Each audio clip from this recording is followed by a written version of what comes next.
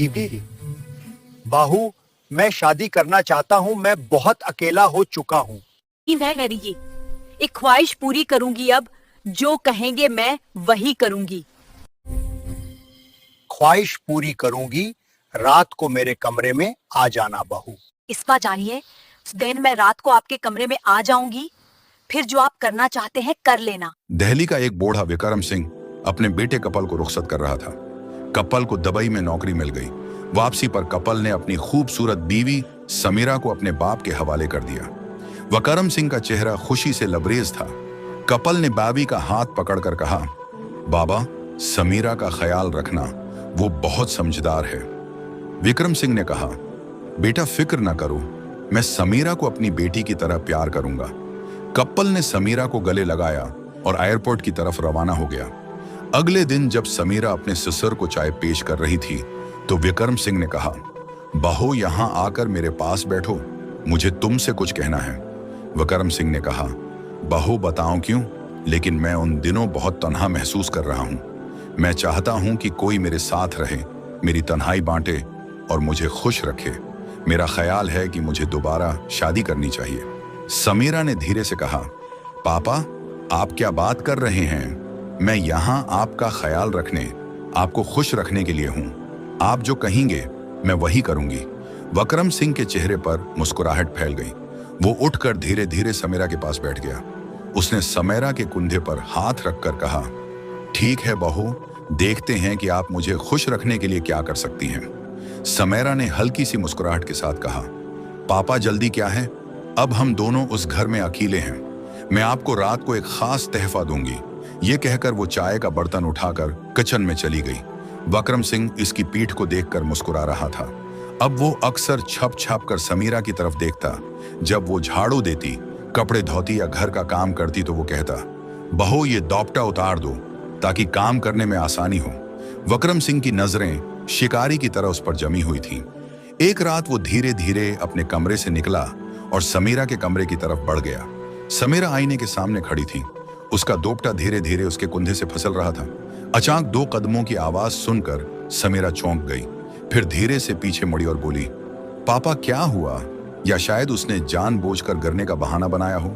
वो सीधा समीरा की बाहों में गिरा और वो दोनों बेड पर गिर गए। समीरा का दिल तेजी से धड़कने लगा। वो डरते डरते उठी, दोपटा लेकर बोली, पापा वो क्या था? विक्रम सिंह ने धीरे से कहा, बहू मुझे माफ कर दो, मेरा पांव फिसल गया। दरअसल मैं सिर्फ अपनी दवा मांगने आया था, कहाँ रखी थी? लेकिन उसकी आंखों में अब भी वही प्रसरार चमक थी। समीरा के दिल में एक तूफान उठ रहा था। वो जल्दी से बोली, पापा आप अपने कमरे में जाएं, मैं दवा लेकर आती हूँ। और वो जल्दी से कमरे से निकल गई। शाम को जब समीरा अपने शौहर कपिल से वीडियो कॉल पर बात कर रही थी तो उसकी आवाज में वही पुराना प्यार, वही नरमी थी। वो अपनी बातों से कपिल को हंसाती, कभी नए कपड़े पहनती, कभी वीडियो बनाकर कपिल को भेजती। वो हंसते हुए कपिल को चूमती और अपने दिल की बात करती। लेकिन उसे क्या मालूम था कि विक्रम सिंह खिड़की के पीछे से ये सब देख रहा था। उसकी आंखों में होश की आग भड़की थी और उसका चेहरा गुस्से और जलन से लाल हो रहा था।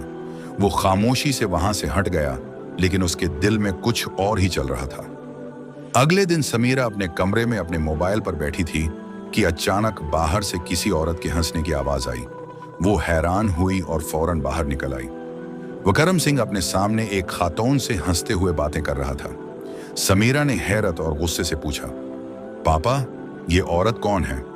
विक्रम सिंह ने इत्मीनान से जवाब दिया, बहू क्या, मैंने आपको नहीं कहा कि मैं दोबारा शादी करना चाहता हूं। इन खातून को प्रस्ताव मिलते हैं। मैंने उनसे कहा है कि मेरे लिए एक अच्छी खूबसूरत बीवी तलाश करें। उसकी आवाज में एक अजीब शेखी और सुकून था। यह सब एक चाल थी, जैसे विक्रम सिंह जानबूझकर समीरा को परेशान कर रहा हो। समीरा के दिल में गुस्सा उठ गया। उसका चेहरा लाल हो गया, लेकिन वो बना कुछ कहे वापस अपने कमरे में चली गई। समीरा के दिल में एक तूफान बरपा था। वो नहीं चाहती थी कि विक्रम सिंह दोबारा शादी करे। क्यों? वो विक्रम सिंह की बेहिसाब दौलत और जायदाद के बारे में सोच रही थी। विक्रम सिंह की शादी हुई तो सारी दौलत नई बीवी के नाम हो जाएगी और समीरा के हाथ खाली हो जाएंगे। ये खौफ उसे रात की खामोशी में विक्रम सिंह के कमरे में ले आया। वो दूध का गिलास हाथ में लेकर दरवाजे पर दस्तक देने लगी। विक्रम सिंह बेड पर लेटा हुआ था। उसके हाथ में एक पुराना खत और कुछ तस्वीरें थीं जिन्हें वो गहरी सोच में देख रहा था। दरवाजे की आवाज सुनकर उसने फौरन वो खत और तस्वीरें तकिए के नीचे छिपा दें। समीरा धीरे से अंदर आई। उसकी आवाज में एक अजीब सी नरमी थी। पापा, आप थक गए होंगे, क्या मैं आपके सर की मालिश करूं? विक्रम सिंह ने खामोशी से सर हिलाया। समीरा ने जानबूझकर अपना स्कार्फ फर्श पर गिरा दिया और अपने सर की मालिश करते हुए धीरे धीरे अपना सर विक्रम सिंह के सीने पर रख दिया। विक्रम सिंह के जिस्म में हल्की सी कपक भी थी। उसने घबरा कर कहा, बहू, ये क्या कर रही हो? समीरा ने मीठी आवाज में कहा, पापा, मैं बस आपके दिल को तसल्ली दे रही हूं, मैं तुम्हें खुश कर रही हूं। तुम फिक्र ना करो, जब तक मैं यहां हूं तुम्हें दूसरी शादी की जरूरत नहीं पड़ेगी।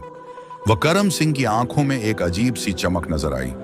उसने समीरा को बाहों में पकड़कर धीमी आवाज में कहा, बहू, अगर तुम मेरी ख्वाहिश पूरी करती रहो तो मैं तुम्हें सब कुछ दूंगा, मेरा माल, मेरी जायदाद। विक्रम सिंह धीरे से उठा। इसके कदम खामोशी में हल्का सा शोर कर रहे थे। वो सीधा समीरा के कमरे में गया और वहां तलाश करने लगा। उसकी आंखें हर कोने में तेजी से घूम रही थीं, जैसे वो किसी गहरे राज की तलाश में हो। आखिरकार उसकी नजर अलमारी पर पड़ी, जहां फूलों का एक छोटा सा गलदान रखा हुआ था। विक्रम सिंह ने उसे उठाया, हाथ में घुमाया और उसके चेहरे पर एक खौफनाक प्रासरार मुस्कुराहट फैल गई। वो खामोशी से वापस अपने कमरे में चला गया और बस्तर पर लेट गया, जैसे उसे कोई बड़ा राज मिल गया हो। सारा दिन समीरा विक्रम सिंह को लुभाने की कोशिश करती। कभी वो उसका हाथ अपनी तरफ खींचती, कभी उसकी गोद में बैठ जाती और कभी उसके गले में बाजू डालकर उससे मुस्कुराकर बातें करती। लेकिन अब विक्रम सिंह हचकचा रहा था। उसकी नजरें समीरा से मिलते मगर वो फौरन मुंह फेर लेता, जैसे उसके दिमाग में कोई नया प्लान था। समीरा उसकी ठंडी बेरखी में उलझ गई, लेकिन उसने अपनी चालाकी की चाल रखी। अगली रात समीरा के कमरे से दर्दनाक सिसकियों की आवाज आई। ये आवाजें इतनी दर्दनाक थीं कि विक्रम सिंह, जो अपने कमरे में टहल रहा था, ये सुनकर समीरा के कमरे की तरफ भागा। उसने दरवाजा खोला और डरी हुई आवाज में कहा, बहू, क्या हुआ? क्यों रो रही हो? क्या सब कुछ ठीक है? उसकी आवाज फिक्र से भरी हुई थी, जैसे उसे मालूम हो कि ये सिसकियां कोई मामूली बात नहीं। समीरा बेड पर बैठी थी। उसका चेहरा आंसुओं से भीगा हुआ था। उसकी सरगोशियां मजीद बुलंद हो गई थीं, जैसे उसका दिल टूट गया हो। उसने सरगोशी की, पापा, आपने क्या किया? मेरी जिंदगी बर्बाद हो गई, मैं नहीं रही, तुमने मेरी इज्जत लौट ली है। उसकी आवाज दर्द और इल्जाम से भरी हुई थी। विक्रम सिंह का चेहरा पीला पड़ गया। उसका दिल खामोशी से भर गया। वो धीरे से आगे बढ़ा और समीरा से कहा, बहू, बताओ क्या हुआ? तुम ऐसी बात क्यों कर रही हो? समीरा ने आंसू पूछे, लेकिन उसने उसके रोने को और भी तेज कर दिया। पापा, मुझे सुबह से मतली आ रही है, मैं हामला हूं और ये सब आपकी वजह से हुआ है। तुमने मेरी जिंदगी बर्बाद कर दी है। अब मैं दुनिया का सामना कैसे करूंगी? विक्रम सिंह डर गया। बहू, ये कैसे हो सकता है? मैंने कुछ नहीं किया, आप गलती पर हैं। उसकी आवाज साफ थी, मगर समीरा ने उसे बीच में रोक लिया। पापा, मुझे लगता है आपकी यादाश्त बहुत कमजोर हो गई है। कल रात तुमने कमरे में वो सब कुछ किया जो एक शौहर अपनी बीवी के साथ करता है, और अब तुम बेगुनाह होने का ड्रामा कर रहे हो। समीरा की आवाज आंसुओं से चीखों में बदल गई, जैसे वो पूरे मोहल्ले को जगाना चाहती हो। ये ड्रामा अब खतरनाक मोड़ पर पहुंच चुका था। विक्रम सिंह डर गया।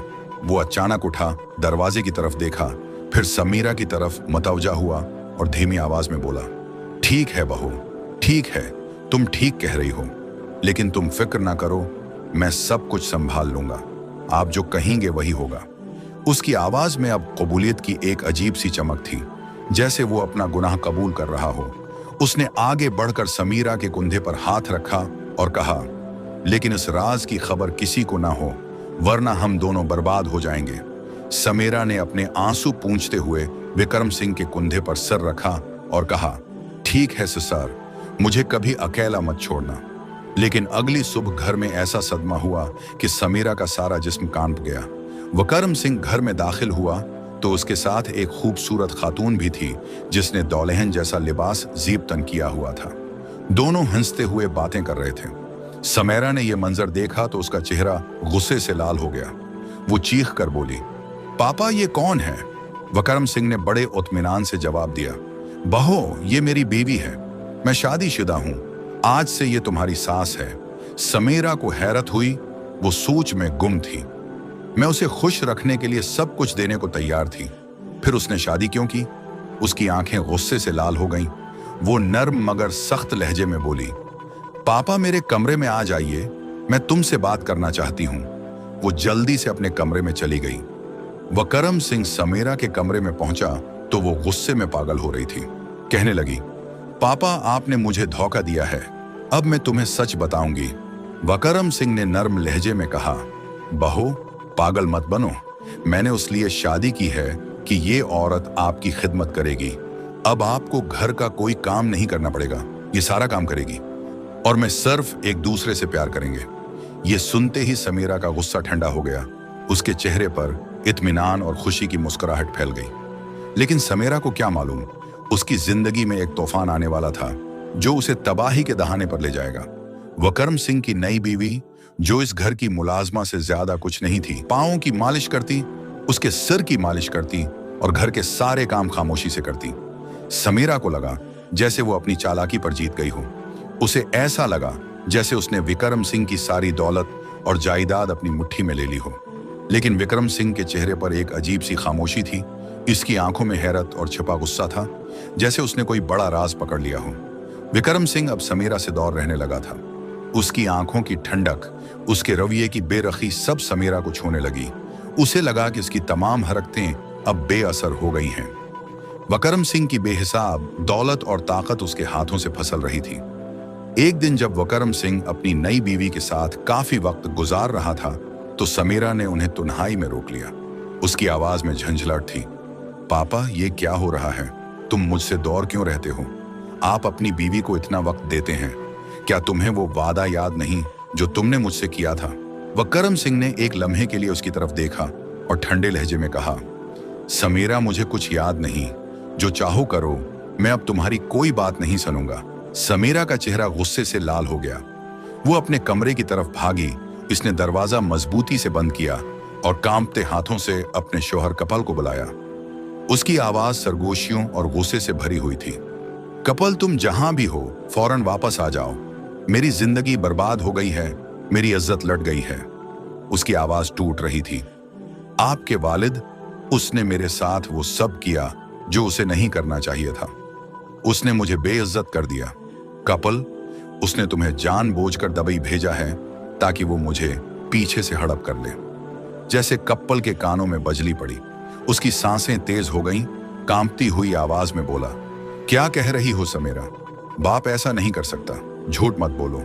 समीरा ने गहरा सांस लिया और ठंडी आवाज में कहा, कपल मैं तुम्हें सबूत भेज रही हूं, खुद ही देख ले। उसने अपना मोबाइल उठाया और वीडियो खोली जिसमें वो वकरम सिंह के साथ कमरे में थी। उसका सर उसके सीने पर पड़ा था। वही वीडियो जो उसने छिपकर कैमरा ऑन करके रिकॉर्ड की थी। वही वीडियो कपल की पूरी दुनिया को तबाह करने के लिए काफी थी। उसने वीडियो भेजी। कपल ने जैसे ही वो वीडियो देखी तो उसका दिल फट गया। उसकी सांसें रक गईं। उसकी आंखों के सामने अंधेरा फैल गया।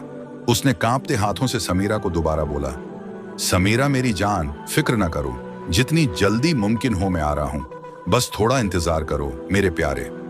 कपल की यह बात सुनकर समीरा की आंखों में उम्मीद की हल्की सी चमक नजर आई। अगली सुबह घर बारूद के ढेर जैसा था।